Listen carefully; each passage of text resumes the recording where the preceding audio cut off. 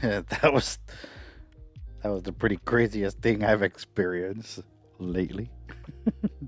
Hello, everybody. I went live, and the minute I went live, uh, freaking lightning hit my house. Lightning hit my house and just like basically fried everything. But I'm back online now. Man, that was pretty wild. And so, anyways, welcome to my live stream.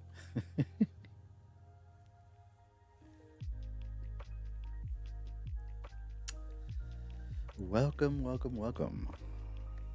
If it's your first time here, my name is Lazaro Gomez. I also go by B10A, and I create artwork. Right now, I'm just doing a little study, just trying to teach myself some better techniques when it comes to digital painting. And so this is all like my practice stuff. It's consider it like a digital sketchbook, if you would. But yeah, so yesterday I was working on an art piece, Ed, and Eddie. For those who tuned in, know what I'm talking about. And yeah, so today, I'd log in and this like giant bolt of lightning freaking hit my house, and it caused all my LED lights to go crazy. I lost internet and, of course, stopped streaming, which was rather interesting. Yeah, rather interesting. So, anyways, this weekend I went to see Last Voyage of the Demeter, and one of the trailers was The Nun Part 2. And I thought, that'd be kind of cool. Do a little piece inspired by the trailer for practice. Yeah.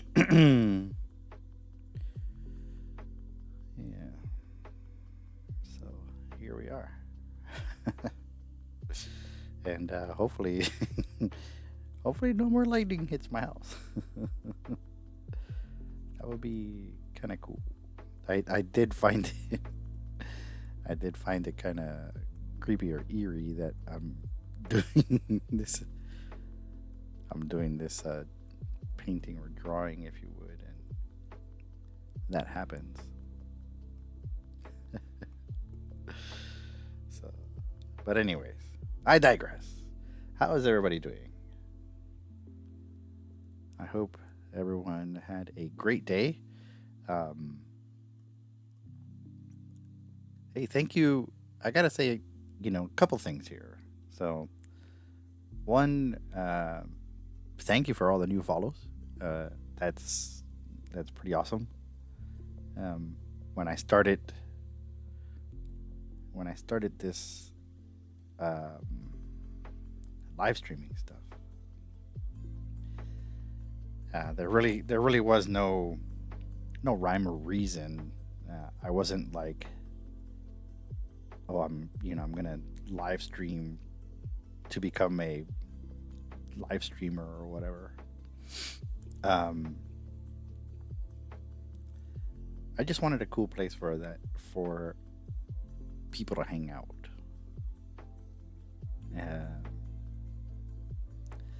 People like myself, other artists, and so I did not anticipate so many people to like, tune in and stuff like that. So, what am I trying to say? I don't stream all the time. I don't have a set schedule. I'm not looking to create a set schedule either. I just, I stream when I can. There's a lot of projects that I cannot show, which I've mentioned in the past. But I try to, do the best I can, right? And try to be consistent, and that way everybody has a good hangout, if you would.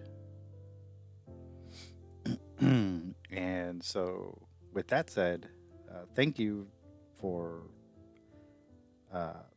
whatever's in the microwave, and just in general, thank you for tuning in and hanging out. It's nowadays it's very what do you call that? It's hard to think and draw at the same time. Basically, I just want to say thanks for all of you being here and showing up. Art channels are not necessarily the greatest, you know what I mean? Unless you're doing like some crazy extravagant thing. I'm very much an art student. I do artwork professionally, but I'm not like, oh my God, the greatest artist on earth. Hey, how's it going, man? Welcome. I am doing well. But yeah, so, like I said, I wanted to create this channel and also my Discord and stuff like that, and have it be just a cool place that artists can hang out and, not have to worry about certain things, because yeah, it happens. It's like we tend to be hard on ourselves sometimes. We tend to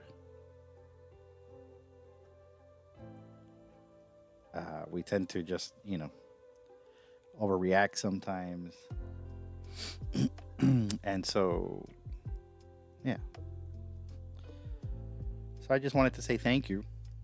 Thank you for being here. Thank you for subscribing. Thank you for sharing. Thank you for likes.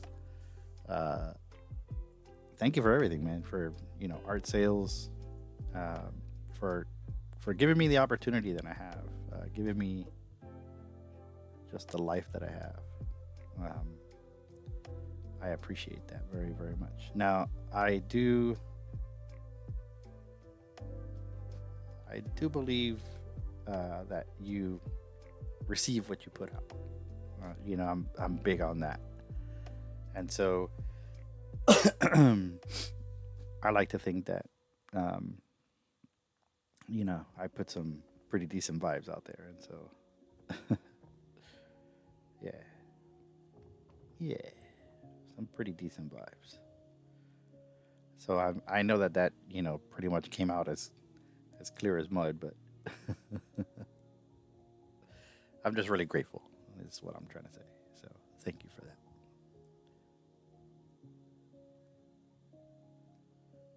Ooh, the eyes, soulless eyes. Thank you for sharing your art and your talent with us. Thank you, man. Thank you, brother. Yeah, it's just, again, it's, I don't know. I kind of feel like I kind of feel like the days run away, and we often, are not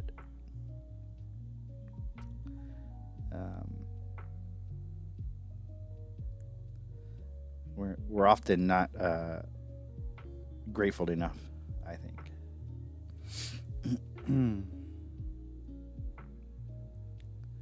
And so, yeah. Yeah.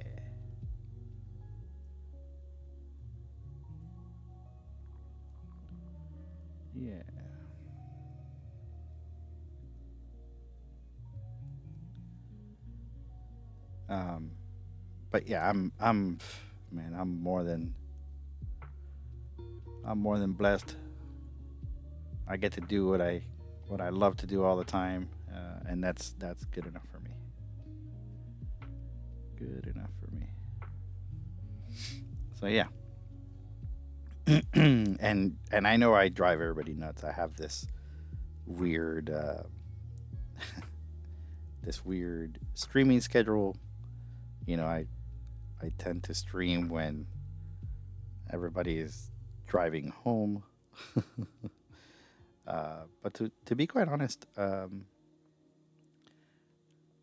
okay with that because, you know, hey, we all have a life, man. It's like I'm not expecting anybody to spend a lot of time here with me, but I do appreciate the time everybody does spend with me. And so I just every once in a while like to express my gratitude. So thank you for that.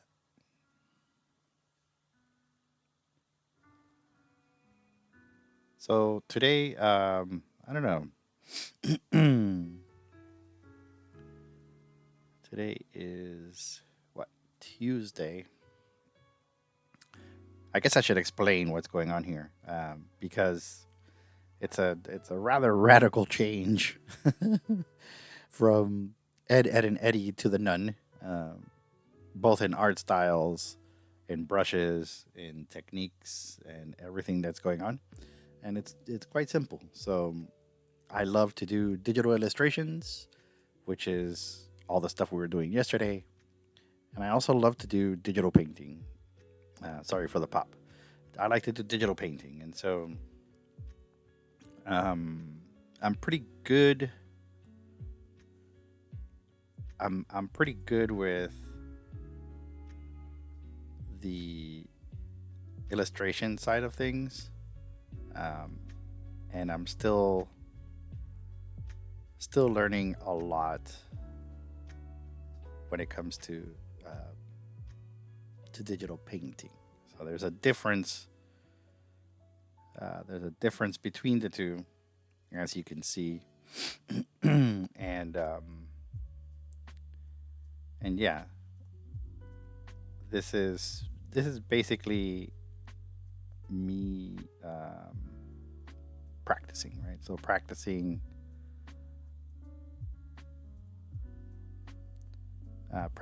my digital painting, basically improving my skill, my painting skills.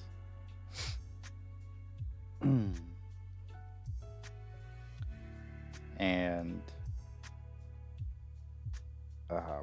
yeah, so that might be too much. And so that's the big drastic thing, right? So like basically this is me practicing my painting, and then I also show my illustrations and stuff like that. Because yeah, you know, I'm just like anybody else. I'm just, you know, learning just like anybody else. Doing the best I can, and this is how I practice. So I think it's important to kind of show that process, and not be afraid of it. I see a lot of artists online, especially on Instagram and a lot of different platforms, where, you know, they're showing off their finished art, and that's fine. But you know, there's definitely a process, and not every piece of artwork is perfect, and as much as, you know, you would want it to be, it's not. And so I think it's important to show that. And for me, that's what I do. So like, I take my tablet with me everywhere I go. You know, pretty much. If I'm at work or whatever, I have my tablet with me, and lunch breaks, and, you know, when I need a mental break or whatever, you know, I'll practice my drawings. I'll practice my painting. Whatever whatever that is. And so it's nice to be able to do that, right? So the goal here, especially with this piece, is to just practice my painting, and just more and more get better and better and better.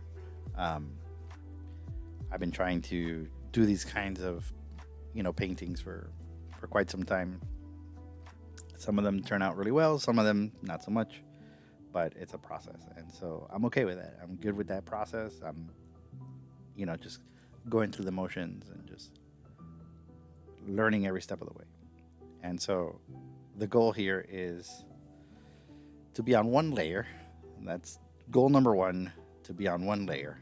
And as you can see, I am on one layer, just like you would paint on a canvas, to where if there's mistakes like this here, you would paint them out, right? You would paint them out rather than grab a new layer and go to town. And so there's that. So learning, like, basically discipline yourself to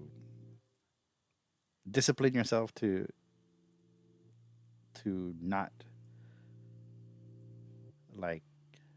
cheat when it comes to this sort of thing, because there's digital painting, and then there's like digital painting using traditional techniques, right? So like painting in the lighting, instead of, like, if you had a candle and you use your airbrush, to kind of do the luminosity of the candle, it's not going to look right. It's going to look like you used a digital technique. But if you painted in the values of that candle, of that light that's emanating from that candle, you're going to get a different result. And so that's what I'm doing here. So there's a few things going on, right? So one, no layers, just like you would paint on a canvas, just deal with what you got. Also, your field of vision, I guess. So like digital artists are always, zooming in and out, zooming in and out, zooming in and out. And I've noticed that when I do it, there tends to be a certain quality that looks very cartoonish or fake, when you zoom out, because basically you're trying to render all of these shapes and forms and different parts of the face and stuff like that, and you're doing it at a different angle than you would naturally see it. And so, for instance, we're viewing Valak right here like this, and I should be able to just pick colors and stay within this field of vision, and just basically train myself to not zoom in and out constantly, just so that I have a different perspective, right? And so that's the one thing I'm doing, basically disciplining myself to, like, not zoom in all the time. Now, granted, there are some things, like if we went into the eye and we're doing certain details, and like, for instance, like this, I know that this protrudes a little bit and comes this way, right? Just because you could see it here, right? You see it. Oop. Let's see. You could see it right there. And so you could do that, but I'm trying to avoid that as much as possible. And so that's where we're at. So a few things, right? A few things. One, get used to painting on one layer like it's a canvas. Like, you know, treat it as an actual canvas. Pretty much like painting on a canvas on an easel. Yeah, that's the idea. And so, you know, just kind of discipline myself to do that more. You know, rather than just like be a digital painting and stuff. And so there's that. So no layers. Using, you know, just your standard brushes. Nothing too crazy. Because the idea is just to translate that, right? So like the anatomy is good. You know, the lighting, color, all of it. And so this is what I do. I do this from time to time, and then, you know, a year or so, come back and see the improvement.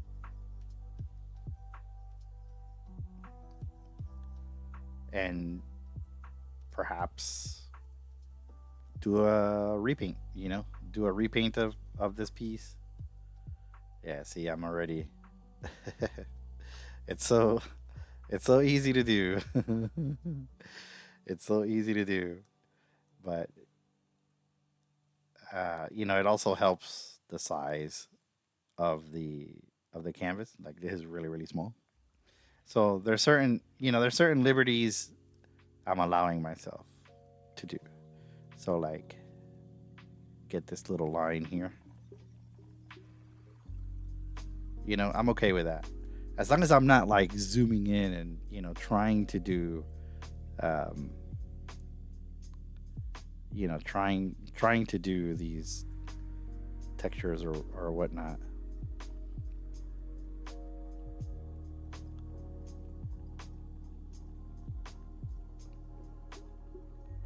There we go. Then we're good, right? So like that's the idea. See, like here,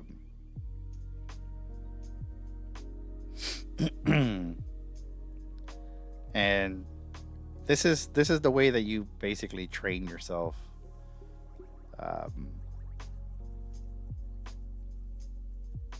You know, to get better. You're teaching yourself how to visually see these things, and you know, you could spot certain things right away. And so like the one thing I see is this value here on the bridge of the nose. You know, because the one on the right is like pasty white, and clearly we don't see that, right? There's deeper, warmer colors, warmer values that we're seeing here, and you know, you're able to see that when you do stuff like this.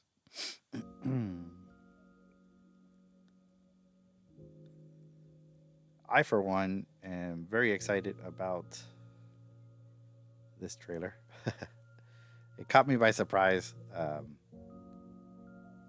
did enjoy it very much. When I saw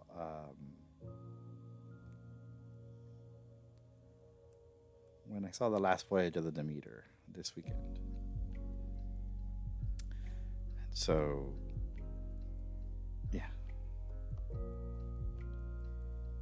Yeah, so see, that I'm not happy with. I could easily undo it, but again, you know, we're training ourselves to paint over it, and not, you know, treat it more like what the squared one said. Treat it more like a canvas. Go from there, you know. And so this is what I do. I just kind of practice these things. I'm not looking to perfect anything right now. You know, I'm looking to practice my digital paintings. So I'm looking at all of these things, you know, shape and value and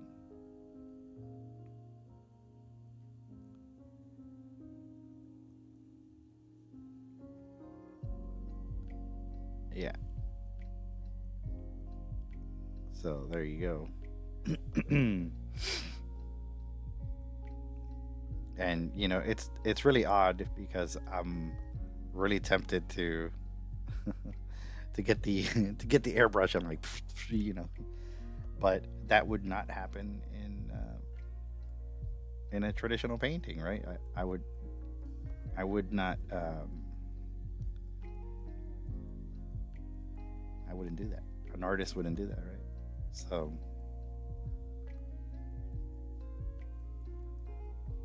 that's it. That's the goal.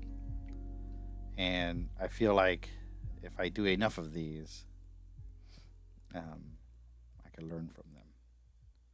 And it's really interesting too because when I was in college, we did a field trip to this local art gallery that had some really beautiful, really beautiful paintings by some local artists and stuff like that. And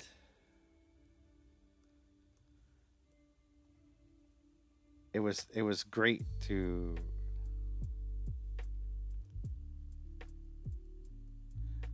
see it and just kind of study what we were looking at. There were some paintings you couldn't even see brushstrokes to them, and I thought that was truly amazing. And we learned a lot. We learned a lot that day. I think a lot of the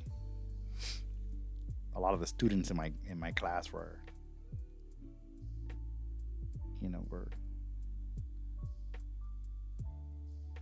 taking note of everything that was there. And so at the time, yeah, there was some really really good illustrators.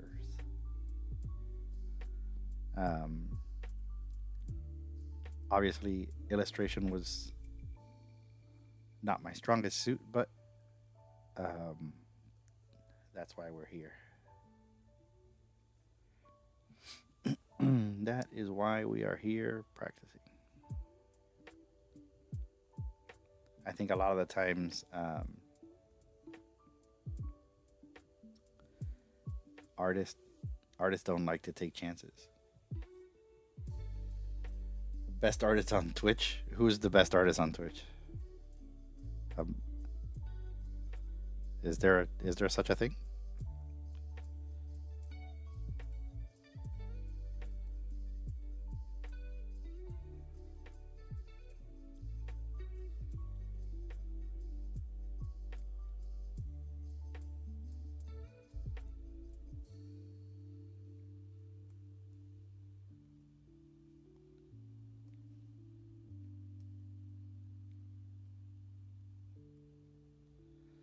Yeah, there we go. That has to be arched a bit more.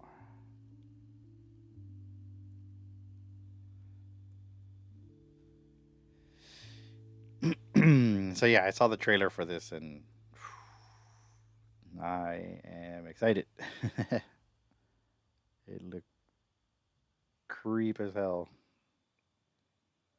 But, I'm into that sort of stuff, so I'm excited.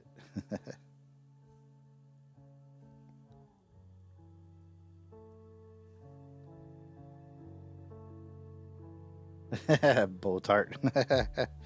Are you saying that I'm the greatest artist on Twitch? I'm pretty sure there's other artists that are better than me, but I thank you for that. I try. Part of this process is just doing what you love. It's doing what you love, and I think a lot of people forget that. Like, there's artists out there that are like, I want to make money and do this and do that, but it's like, yeah, that's all good, and of course, no artist should ever shy away of making money, right? Like, that's just preposterous. Why would you not make money?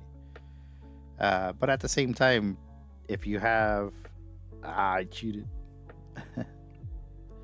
But at the same time, if you have a goal, and whatever that whatever that goal is. If you want to be a better artist, if you want to improve your skills or whatnot, then you should be on that path. You should definitely be on that path, because that's the way to learn.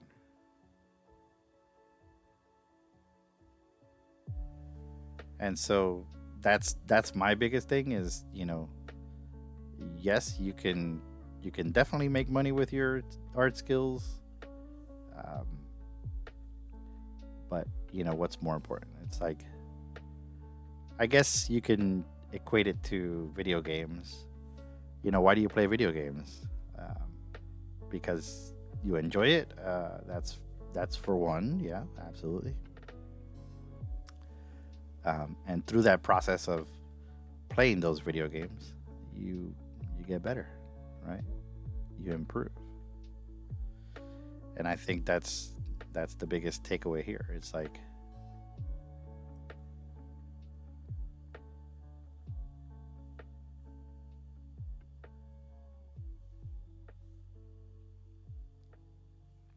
at least for me, that's the goal. Is to just, keep improving, keep getting better, and just, go from there.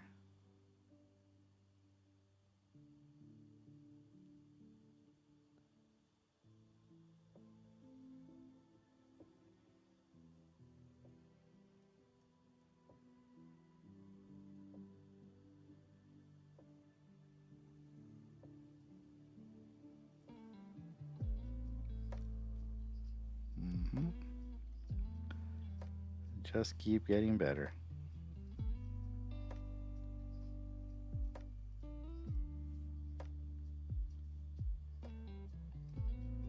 So yeah, when I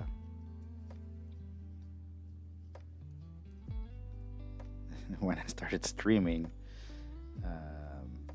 lightning hit my house and knocked everything out. And I was like, oh, that's convenient. I'm here drawing this really creepy. I have no idea what just happened. Oh, cool. New follower. Thank you very much. Oh, I need to fix that. Thank you so much. Sorry, I'm not used to my own things.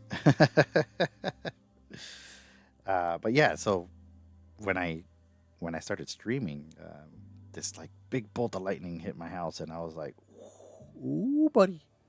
And I'm looking, and the lights went all nuts, and I lost the internet. It was wild. And of course, here I am drawing this creepy thing, or painting this this creepy thing, I should say.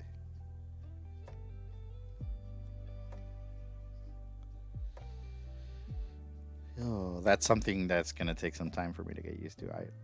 I do tend to move the canvas around a lot. I'm guilty of it. So, but I'm learning, and that's the important part, right? Like, that's the big takeaway here, is that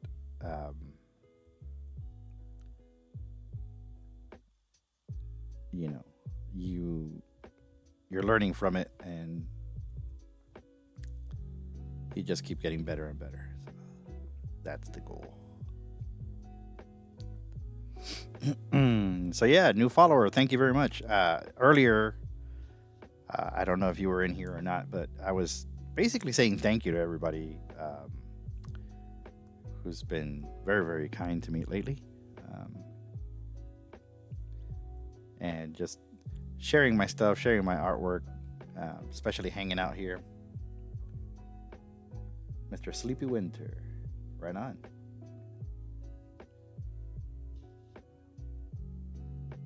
So no, I'm not using a sketchbook. I treat, this is what I'm using is my my Samsung S7 tablet, and I treat it as a sketchbook. I treat it as my sketchbook, meaning, well, I can kind of show you. So like if I went into my gallery, let's go ahead and save this. This is a good example here. So like, this is a digital illustration. So like I create stuff like this, but then when I want to practice, here's another example. So these are digital illustrations using line art and stuff like that, but I do blend some like painting techniques along with my line art. And so that's obviously a different style. And for my personal training, if you would, I do digital paintings. And so, yeah, I don't sell these or market these because I feel they're not, quite strong enough. I don't feel comfortable putting this kind of artwork out just yet. But eventually I will. It's not a matter of being scared of, artwork, because I'm not. I think a lot of people tend to do that. They don't like their artwork or whatever, and they tend to hide it. That's not what I'm doing here. I am certainly not hiding any flaws. It is what it is. So, like I said, I'm not quite happy with putting this out in the world and having somebody purchase it, because I would like to give somebody the best I can. So that nostril there is pretty pronounced, and so that's why I said I treat this I treat this as my personal sketchbook. So it's not necessarily that I'm using it. Oh yeah, the app is Sketchbook Pro. Yeah, that's what I use because it looks like an app that I used called Sketchbook. Yep, that's exactly what it is. It's Sketchbook Pro. I don't know if there's an about, but yeah, this is Sketchbook Pro by Autodesk. I'm using an Android tablet. Trying to think what else. Just regular brushes, regular pen, and nothing too extravagant. I did see where there was a premium, or what do you call that? Like an update to the software that allows you to import and export PDF files and also create custom brushes, but I'm not quite there yet. So yeah.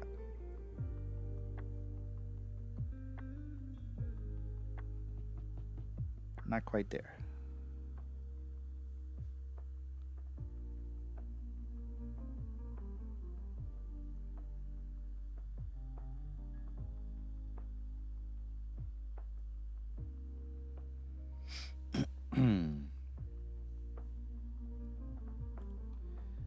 So yeah, Dicef saying that I'm the best artist on Twitch. That's quite a claim. But thank you, sir. Quite the claim. I certainly do not think so. There's plenty of artists that are better than me, and it's a good thing to recognize that. It's a good thing to accept it, simply because once you destroy your ego, you can move on and get better, right? That's the whole goal. Like the whole idea is to get better and be better, and so I'm good with that. I also like to keep my line art, my original sketch, to see how far off I've strayed. So that does happen to me. Like there's a process that I like to follow, but I don't always follow that process, and that's where I get in trouble. And I think a lot of artists go through that. Like it just happens. You know, you start off a certain way and you want to do things a certain way, and you end up ignoring your own advice or your own technique. And I think that's something that's true also for me, is that I'm very bad at that. I'm very bad at, you know, following my own advice and saying, hey, you really need to kind of stick to the path here. So and so yeah, we're like I said, we're learning that.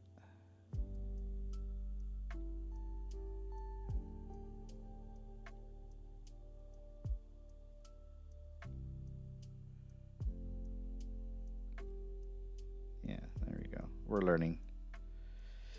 Not bad. I'll take a little screenshot of that. Usually I have some art or some, videos, art related videos that we could watch. I do have one for Laika. It's basically a little featurette. It does have Caroline. I'm sorry. It deals with Coraline. It's Neil Gaiman and Teri Hatcher. Then they talk about Other Mother. So we could certainly take a look at that, and not not see me not see me paint because yeah. Yesterday we learned about automatons, which was rather interesting. It was really cool to see.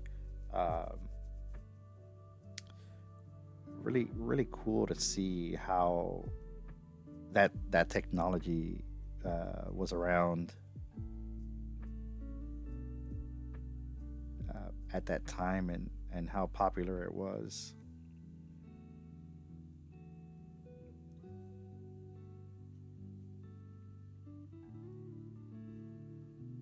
But yeah, so I like to watch certain videos like that. And if you're interested in that, then cool, you're in the right place.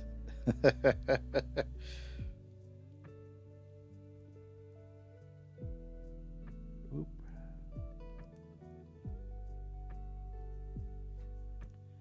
Just seeing you paint just finally made me try digital painting and listen to you. Oh man, dude, that's amazing. Thank you.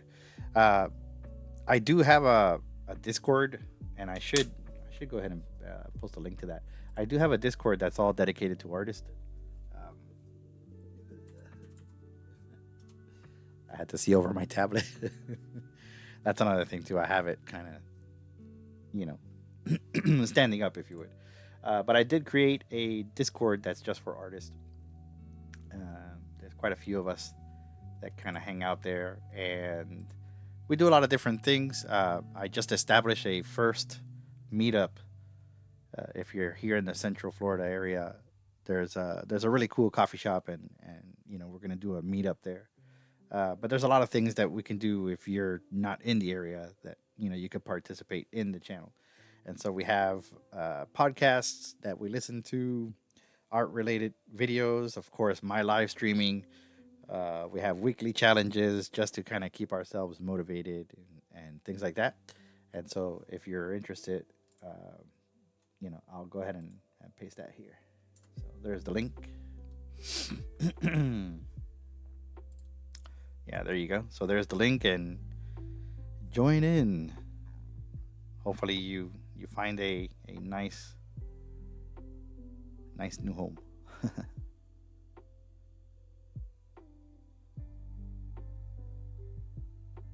Nice new home.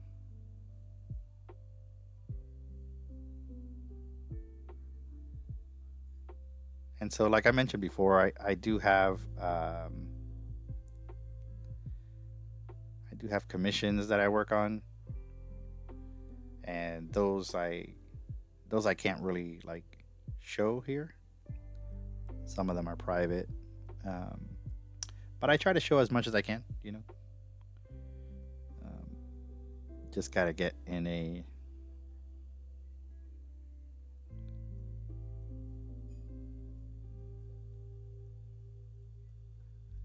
just have to get in a better better schedule, I guess, for streaming.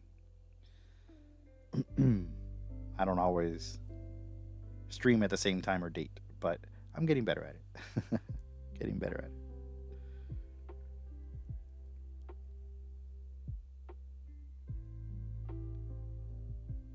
Ah, I need to copy the invite.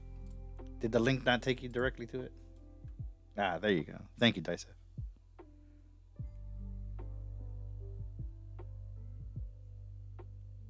Thank you for that.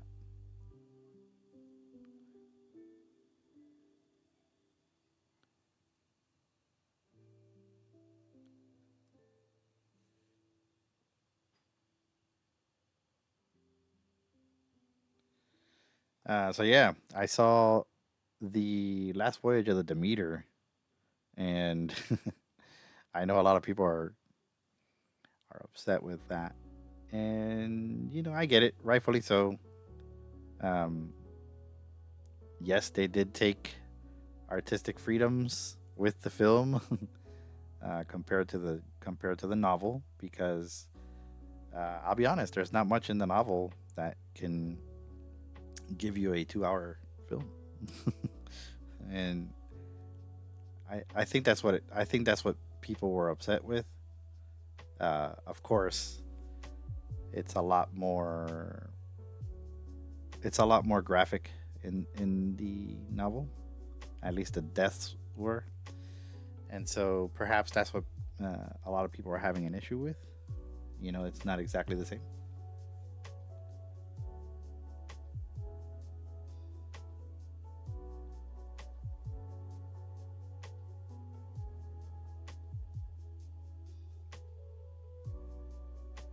Ah, hello, Mr. Moonboy. You got your tablet? Sweet. Yeah, man. I look forward to seeing what you do with it. And of course, you know where to post.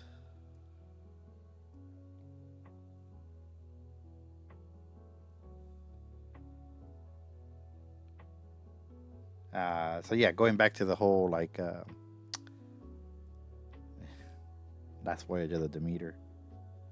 I truly believe that's what people had an issue with. The fact that it didn't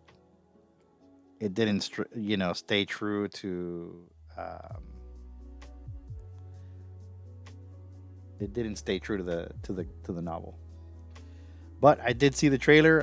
Moonboy was there with me. We saw the trailer for the Nun, and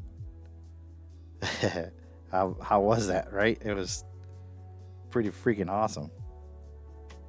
And I don't know if you're, of course, a fan of that franchise or not, but I tend to like it. You wound up finding a deal on Sam's. Just replaced your 7. All right, your 7 Plus. So you got the same tablet I got. Um, but I think you may have gone with a different size, right? Like yours was bigger somehow. I'm using the 12-inch.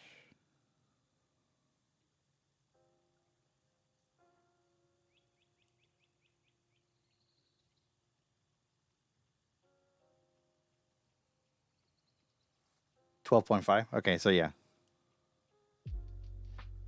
right on. I kind of feel like that's a pretty decent size for the tablet, just simply because um, it's got that solid feel.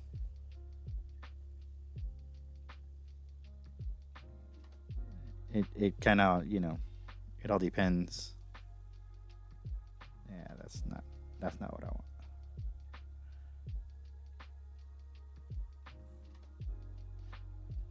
Violating my rule.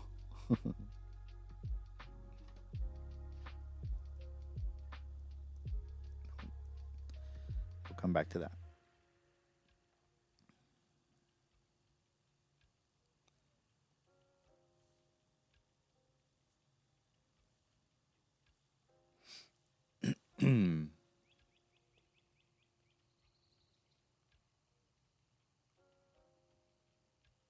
Nice.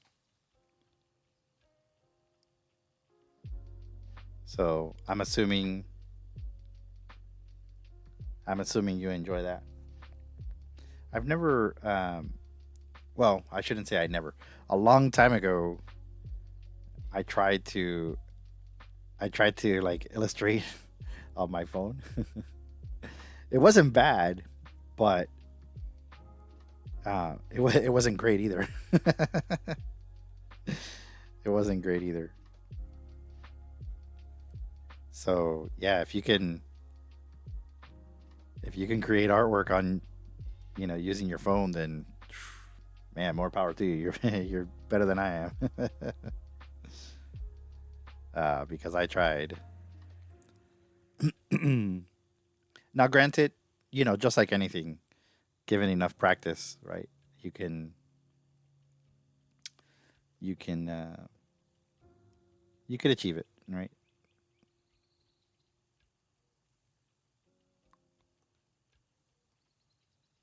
And perhaps I didn't give it you know, enough practice or time. But it happens.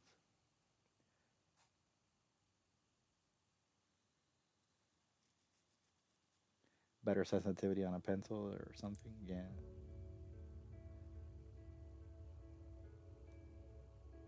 Yeah, that is true. Um, I first started doing digital illustrations a long time ago using the bamboo tablet. And there was, you have a monitor and you have this tablet, and there was always this like disconnect between what your eye hand coordination was weird.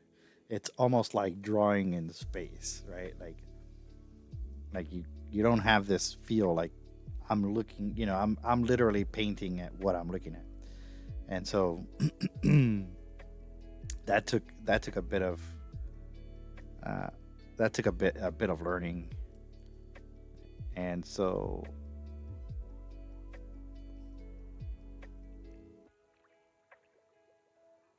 yeah, there we go. And but there was this like tactile feel, right? Like you felt like you were actually sketching on paper or whatnot. And I know that a lot of people they put like a type of film on their tablets that has a little bit of tooth to it to kind of give you that feel, which is pretty cool. I don't do it because I just got so used to the other way that I was cool with it. But if I had to, I would certainly do that. Why not? Whatever's gonna help improve your skill, or improve your artwork.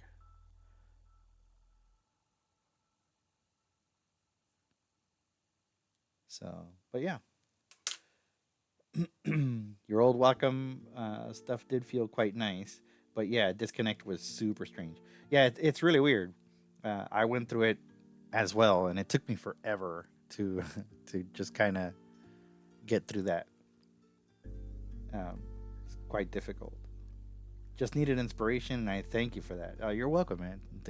That's what we're here for. We're here to inspire each other. So hopefully, if you got into the Discord, there is a section that's well, there's a couple sections that you should check out. So one, Art Amigos is basically introducing yourself, to the community. We're all there. We all did our little spiel.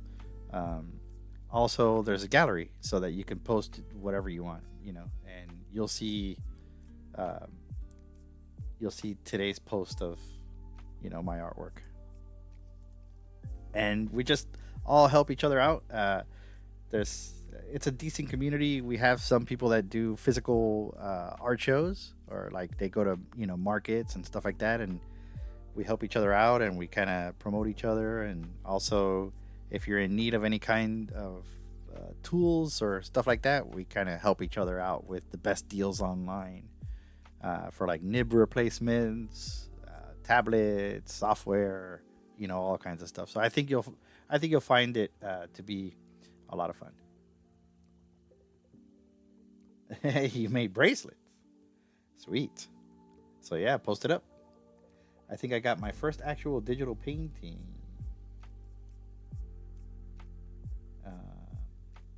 Will be beautiful, and I'm going to say it's going to be Payday 2 related. All right, cool. Yeah, right on, man.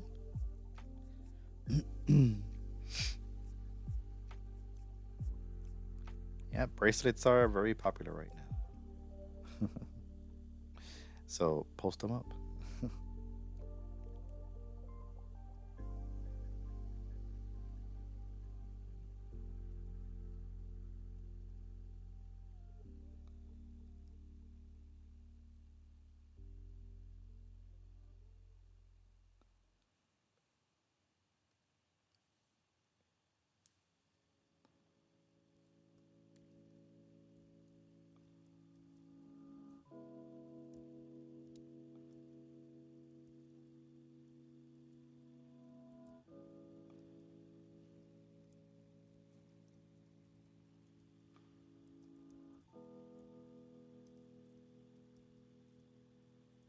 Who you asking?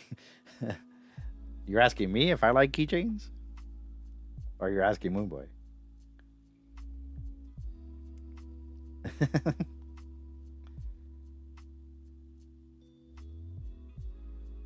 You wouldn't know anyone who makes like spooky coasters and lanyards made of mesh, plastic, or yarn, would you? Uh, I might know someone. I don't know if she's watching or not, but yeah. Step on me. She can definitely do that.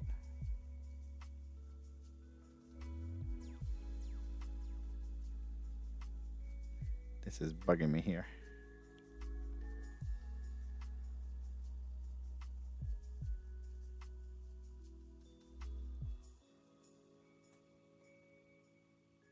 Yeah, I might have a person.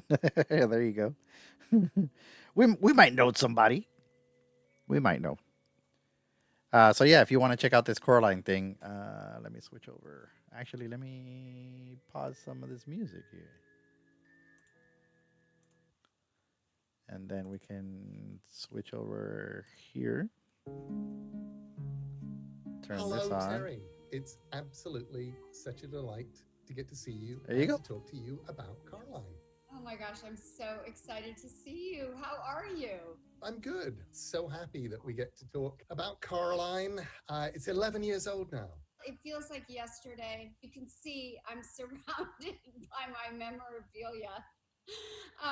So it's never that far away from my heart. I honestly feel like it might be one of my favorite performances I've ever done in my entire career. And I wasn't even on camera. Well, you weren't on camera, but they. I remember Henry telling me that he wound up taking more and more of your performance, including that into their vision of both the mother and the other mother. Do you like them?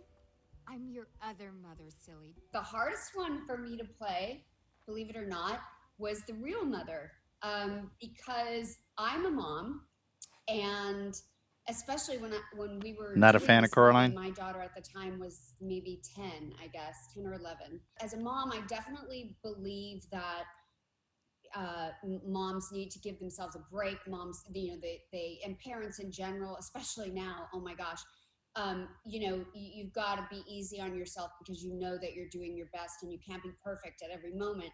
But playing that character and being sort of impatient and at her wit's end and Yeah, you felt not it was too scary. particularly nice or loving, that was I hard I for liked it. me. I'm a fan of Neil Gaiman, so It looks more like slime I like to it. me. The being the sweet other mother, the sort of perfect other mother, that somehow felt a little bit easier. Hungry, aren't you? Do you think gravy? Well, here comes the gravy train. Choo choo. I think we've got a clip. Oh yeah. and it would be kind of wonderful if we could see that clip with the original mothering. Hey, Mom, where does this door go? I'm really, really busy. Yeah, my girls I think it's locked. like this movie a lot, and so we watched it.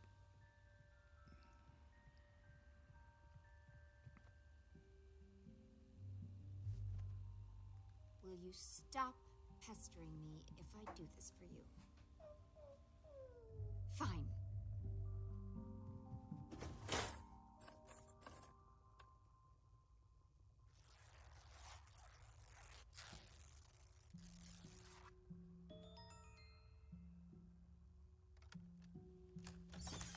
Here we go.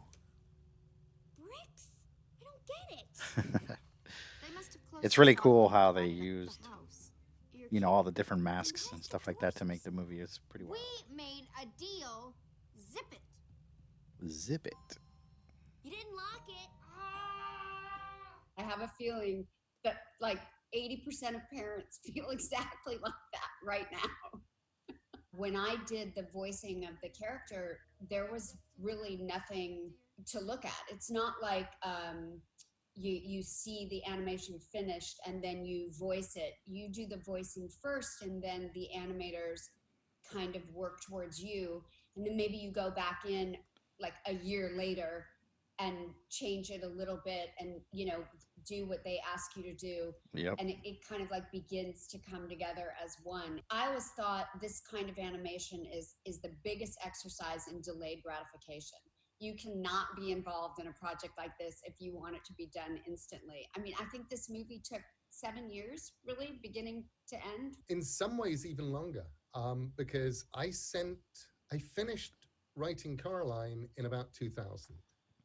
And it was actually finished before American Gods was finished, but we knew it was going to be published after. Okay. So I sent it to Henry Selick. I didn't know Henry, but I knew And that I that wanted is him to the direct it. director So I of had The my Nightmare agent Before send it Christmas. to him. Henry called up and said, I want to do this. So Henry wrote the script in maybe 2001. He kept trying to get it made. Nobody would make it. He wound up going to a studio in Portland called at the time Will Vinton Studios. That became Laika. And all of a sudden, Laika were willing to commit to making Coraline. How did you possibly come up with this idea? It kind of began Glad you asked. with my daughter, Holly, who is now in her mid-30s and a mother, but at the time was about 4 years old, and would come back from play school and climb onto my lap and dictate stories to me in which small girls, normally called Holly, would come home to find their mothers had been replaced by an evil witch who would then lock them up in the cellar, and they'd have to escape. And, there were normally ghosts in there as well. And these things were terrifying. And I remember going to my local bookshop and saying to them, what have you got in the way of really good horror for like 4 or 5-year-olds? And I got a look. And I thought, oh, well, okay, I'm going to have to write this thing then, because it isn't out there. There was nothing. So that was where it began, was just wanting to write a story that would be about fear and about doing the right thing and about being brave. When you wrote it, were there any passages that you got stuck on, or that you thought, oh, maybe I'll go this direction, or maybe I'll go this direction, or was the whole story just clear to you from beginning to end? Oh, that's such a tricky question. It was fairly clear. However, I wrote the first couple of chapters, showed it to my editor in the UK, in the publishing house I was at. He read it. He said, it's absolutely unpublishable. And I said, why? What? And he said, well, and this was Turned down Neil 1991, Gaiman. How?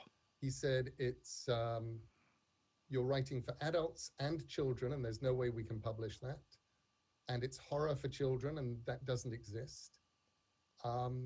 And I That's don't what know you were how saying, we Moon would Boy. bring this book to market.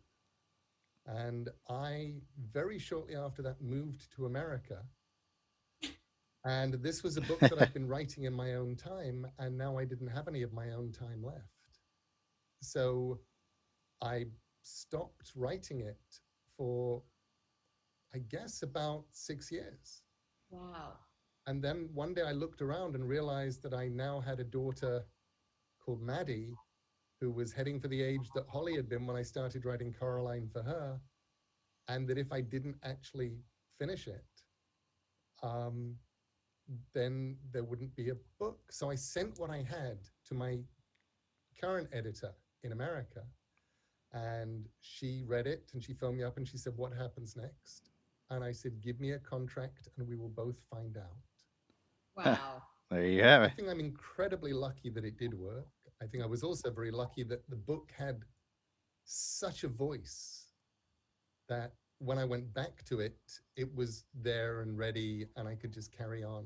There was so much stuff that I knew from the beginning. I had the other mother in my head from the beginning. I had the door, which I stole from a door in my childhood house that had bricks behind it. I had the black button eyes and the well. Where did the cat come from?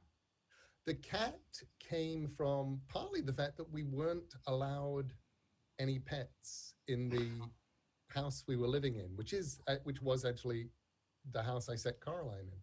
And I missed having a cat. I really wanted a cat. And while I was sort of in the early stages of putting the story together in my head, I remember I was driving to the railway station and past a field with a black cat in it. And it just looked like a patch of night. And I thought, I'm having you in my book. Oh, that's so sweet. The next clip that we've got actually is probably you as the lovely other mother. Okay. You as her. And she, where did you get her voice from? Because it's so sweet. She is so alluring. Working with Henry on the voices was, spectacular. I mean, he's an unbelievable director and artist and communicator, but surprised me from what I anticipated. I think, when you go into doing animated projects, cartoons, movies, it's easy to think about doing, some little squirrel voice or something really weird or high, like you're on helium or something, that some crazy goat, something. Yeah. But he really wanted it to be real. He wanted the emotion to be real. He wanted the voice to be real. And I think when I thought about creating the nice other mother, I tried to just remove every sound wave of anything anxiety. Everything was just ease. Her voice is like the oral equivalent of a hug. She's being embraced by this lovely, sweet 1950s Donna Reedness. It's magic. Everyone also needs right now. Everyone also needs a hug right now. Possibly not from another mother with black buttons for eyes, though. No. Possibly not. One Halloween That might few be years bad. ago, I dressed up as the other mother, and then we had some people over, and I made roast chicken. So you can tell I'm a pretty big fan of this movie and chicken. It's funny. You could stay here forever if you want to. Really? Sure, we'll sing and play games. Sure. Favorite meals.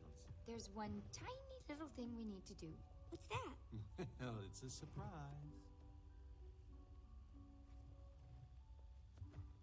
For you, our little doll.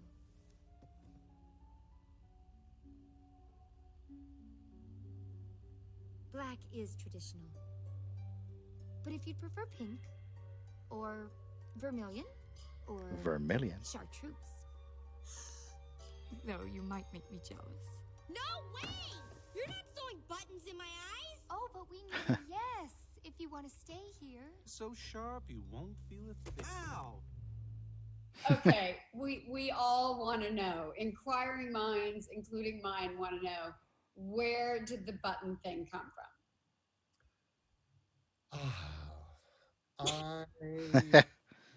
She's asking all the hard-hitting If I questions. had a time machine, I wouldn't be going back and buying sort of, Apple. land in Manhattan or Apple stuff or whatever. I would be going back to me in about 1990 in Nutley in Sussex in England. And I would say, you're going to be writing this book called Coraline, and you're going to think of the other mother, and you're going to give her big black buttons for eyes. And would you mind noticing where you get the idea from and where it starts and why you think it's a good idea? Because people are going to ask you about it for the rest of your life. I remember lots of things. I remember the door. I remember the building. I remember plotting a lot of stuff. But the idea that the other mother, that there would be something weird about her eyes, seemed incredibly natural. Normally, films come out and they kind of fade away. Coraline just feels like it gets bigger and more important with every year that passes. Friends of Makes mine sense. with young kids that are obsessed with the movie, they'll say to me, "Can you leave a message on their answering machine?" Well, nobody has an answering machine anymore, but you know what I mean, on their voicemail. Can you leave a message in the other mother's voice? And so I do that a lot. Mostly my go-to one is I'll just say, "You can stay forever if you want to," and then they're like, "Ah!" That's a good one.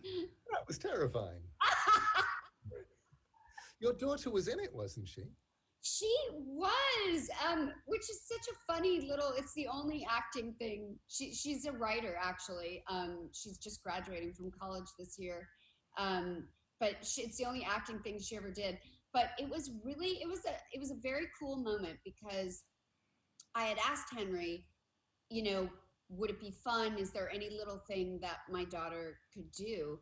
And so he thought about it, and he actually made her audition for like an hour on the phone. He had sent her a lot of different little characters, and he settled on allowing her to be the firefly in Coraline's bedroom when the fireflies that's pretty are cool. flying around and they're going, "Coraline, Coraline, Coraline, Coraline." That's my daughter. Huh. So I think our next clip, things are going to start to get a little bit spooky. They say even the proudest spirit can be broken with love.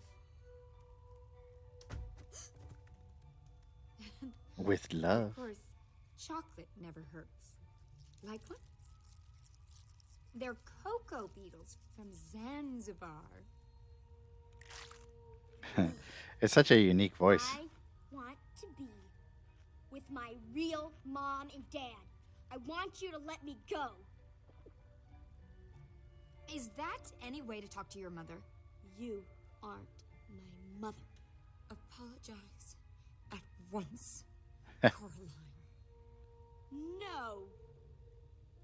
I'll give you to the count of 3. Oh boy. 1, 2, 3. Ow! What are you doing? Ow, that hurts! You may come out when you've learned to be a loving daughter. Huh. Interesting. Wow, that is creepy. I have her. I got that doll right here. So amazing. Oh, She really is. Those maquettes are She's- really and cool too. It's like, What did you have to?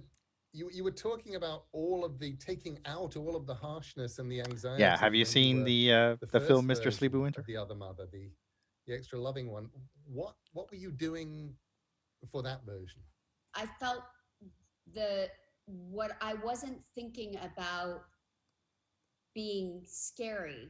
I was thinking about how disappointed I was and trying so hard Oh, you have? Okay. to hang on to not showing her how disappointed I was, but obviously very much losing that battle, like as my body just grew into this spindly, scary creature. And that's why when I listen to it, like I hear these moments, which this is all from Henry's direction, by the way, for sure. Mm. But I really tried to hang on to the sadness that got very covered with explosive anger. You know, that's what you see. She's so angry. But to me, underneath that, I was so sad. She's going to die if she doesn't get the energy of this next child. You know, like she's going to cease to exist. I really felt like the project and, you know, obviously your writing and Henry's direction and all the artists, you know, going back to being up in Portland and seeing all the sets, I went to the costume room. There was a woman knitting like 21 tiny little vests. It was unbelievable. Like that's the kind of work that and love that people were putting into this project. And I guess I just wanted to take it really seriously to try to deliver what Henry The best needed performance, to make his vision come true. The other mother, I remember the final form she was going to take was stuff that it took them a while to come up with it. The visual of what it would be. Yeah, there was a version that I saw that was very, she just sort of became monstrous. And Henry decided that he really wasn't comfortable going in that direction, and he came up with the idea of something much more insectile. And because we have the metaphor of the spider's web running all the way through the story, and the idea that this is a spider's web, that the other mother is in some ways a spider. You're wrong, Coraline. Makes sense. They aren't there. Now, you're going to stay here forever. No, I'm not!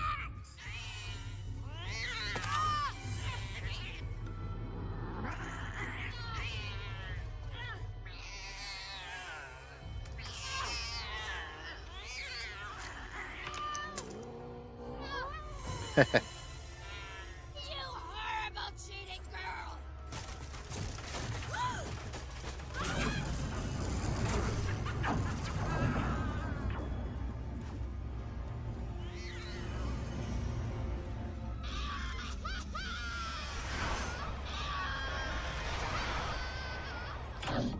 No! Where are you? You selfish brat!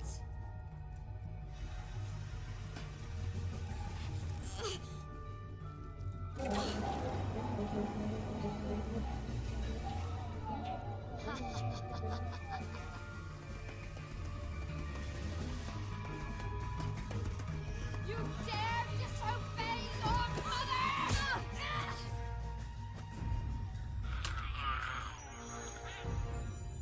Please shut it! Oh, okay, cool. So yeah, your nephew liked it? It's really, really cool. Like, I like Kubo. I like Paranorman. That's intense. You know, That's Coraline, definitely of my palms are course. sweating. I have one more piece of If you get a chance to, of memorabilia. Can I? if you get a chance to pick up their art Absolutely. books, they're really, really good. They're expensive, but they are It really would be a good. very bad thing if she had disappeared off. But yeah, their art books are really cool. Going downstairs. Come back up. So I know that people didn't think that we would be friends, She has a cat. but in real life, we're actually friends. It's funny. This is my cat Friday. And Friday is a glorious, incredibly Coraline cat. That final moment at the end, where the cat disappears, and people still come up to me to this day and go, "What does that mean? They really left the other world. What's going on?" Exactly. And Well, I'm like, I As can't tell you. Coraline 2. Mm. I promised for years that there will be. I don't a think it'll ever Coraline 2 happen. I As don't soon think as I so. come up with an idea for a story that is even better than Coraline 1. Yeah. Oh, well, that's There you gonna go. be hard to top. But I look That's- forward to it. And the good news is, it doesn't matter how much I age because it's just my voice. It is the magic. It's the I Simpsons mean, that is a magic. good thing We for can voice just actors. right? Carry on forever. We can bring back the other mother. Actually, every now and then I meet people who are like, I saw Coraline and it traumatized me. I slept with the light on for 4 years. How could you do that to me? So most people, most people were traumatized. Sorry. That's funny. It's been a special presentation, a gift to you from Entertainment Weekly. I'm Neil Gaiman, and I made Coraline, and Teri Hatcher voiced Coraline, and it's been such a delight getting to talk to you. And if you haven't seen it, go check it out, because you won't be sorry. There you go. That's pretty cool. So yeah, Coraline. Thought that was pretty neat. Sweet. Man, we've already gone for an hour and 20 minutes. Time flies when you're having fun. But so yeah, there you have it. There's my practice. My practice painting of the Nun. I'll post it up on the Discord channel and all that good stuff. But yeah, I gotta get out of here and I gotta take a shower, make dinner, and all that good stuff that that normal people do outside of artwork. But yeah, so I just want to say thank you. Okay, drawing with dull dozers was easy when I could draw on the helmet with a Sharpie. Cool. Yeah, make sure to take like screenshots and stuff like that, or photos, and post them up. But yeah, so as always, thank you so much for hanging out with me, being here. Thank you to everyone that was in the chat today. Hopefully you had a good day and you're gonna have an even better evening. We'll probably get to, let's see, the Ed and Eddie piece. I know I said we were gonna work on it today, but you know, it just kind of worked out to where, you know, we did something else. Oh, that's not it. It's somewhere in here. Where's my Ed and Eddie piece? I have no idea. Oh, there it goes. So we'll definitely get back to this piece for sure. Probably tomorrow or the next day or whatnot. So, but yeah, we'll try to get in the next stream. But it's 3 a.m. Oh man. Well, good night to you. Wow, 3 in the morning. So hopefully you get some sleep. Nice. Yeah, definitely post it up. So yeah, thank you for the follow. Thank you for being here with us. And like I said, hopefully everybody has a good evening. I'm here in Central Florida, on the East Coast of the United States. So it's roughly 8 p.m. now. Yeah, it's like 8 p.m. But yeah, so definitely thank you for hanging out with me tonight. I'll see you guys online. If you have any comments, questions, or topics you want to talk about here on the live stream, just definitely post it on Discord, and we'll chop it all up here. So until next time, bye bye. Thank you. We'll see you.